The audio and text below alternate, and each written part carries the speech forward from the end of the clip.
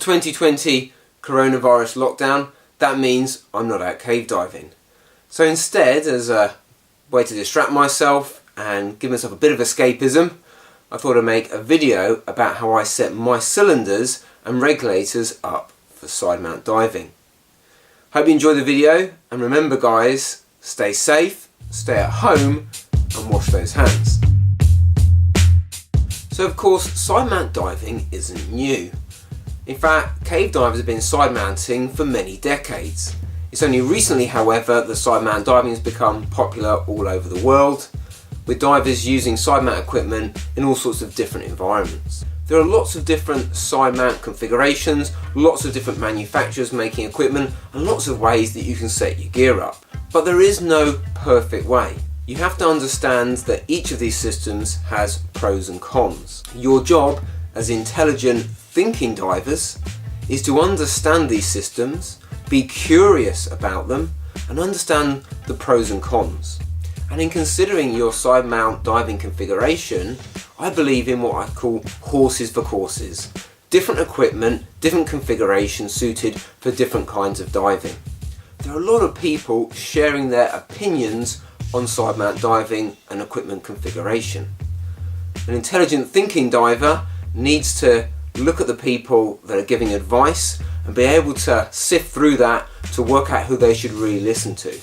I encourage you to listen to qualified and experienced instructors who've been diving side mount for many years, and those instructors will be able to talk to you about the pros and cons of different systems, but beware of fanatics, beware of people telling you there's only one system, there's only one way that's right.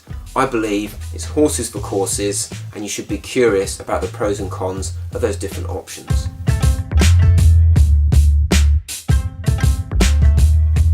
Please remember, this is my configuration for UK sump diving. That's a very specialist environment, so this may differ to what you're hearing or seeing for open water diving, or what your agency might recommend your configuration look like. Got an ordinary regulator here. This is an Apex DS4. I really like Apex DS4s, really bomb-proof bit of kit.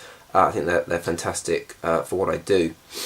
They're set up with all the hoses coming out of one side. There's only a HP port on one side, so that's the side that you've got to choose. And then I've got my low pressure inflator, and I've got my regulator hose coming out of that side as well. I've got a full length SPG. I'll show you how I configure that onto my cylinder later, but that's very much a matter of personal preference. And similarly, a full length low pressure inflator, and again I think that comes down to personal preference. I do dive Cyclone second stages quite frequently. This is a non-handed regulator, which has a number of advantages. It means I don't have to worry about whether it's a right or left hand reg setup. But equally, normal regulator setup, a Apex XTX 40 in this case, works very well. I've got him set up to be a right-handed reg. We're going to talk about how I put the regulator onto the cylinder and arrange my hoses. So my cylinder is going to be facing forward, so here's the tap, this is going to be forward, and I want my regulator hoses to lie down the back of the cylinder. So I put the reg in, orientate it so the hoses are down the back, the rear of the cylinder here. Let's just tighten that up.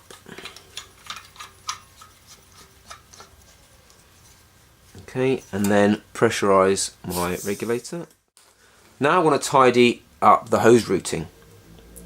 I've got full length SPG here. I'm going to get him out of the way by looping him around the back of the cylinder, and he's going to sit up here underneath these tank bands and be nice and tidy out of the way, but easily accessible.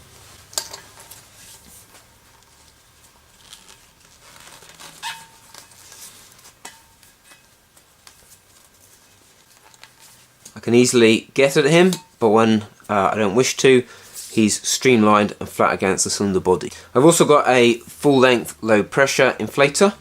I know lots of people prefer the much shorter low pressure inflators, but this, having a full length one, gives me lots of options, quite flexible, so I'm happy with that.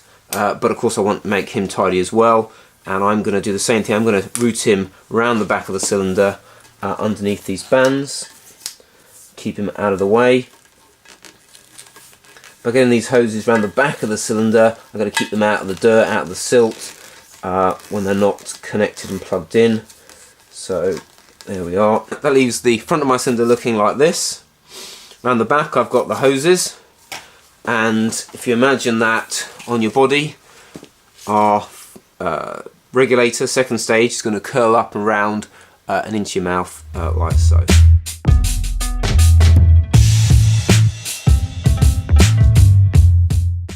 So, standard UK sump diving rig. Put on my right hand cylinder first, bungee hooked over that tap, regulator second stage curled around over the top, hooked up to my necklace. There we go. Second cylinder on, again bungee hooked around that tap, and again second stage, there we are, curled up across and clipped in like so. You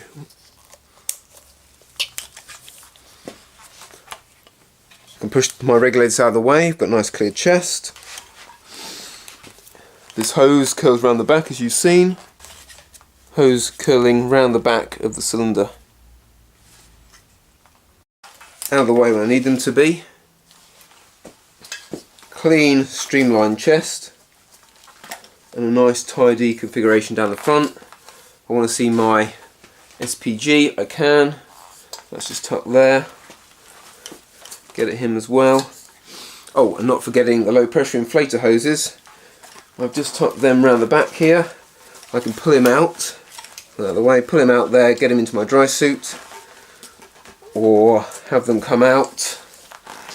Here's the other one, into a wing or a BCD of some sort.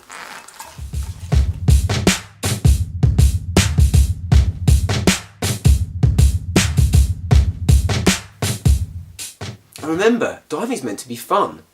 So don't go on the internet and attack people because you don't like the way their diving system works. Instead, be curious about it. Ask them questions.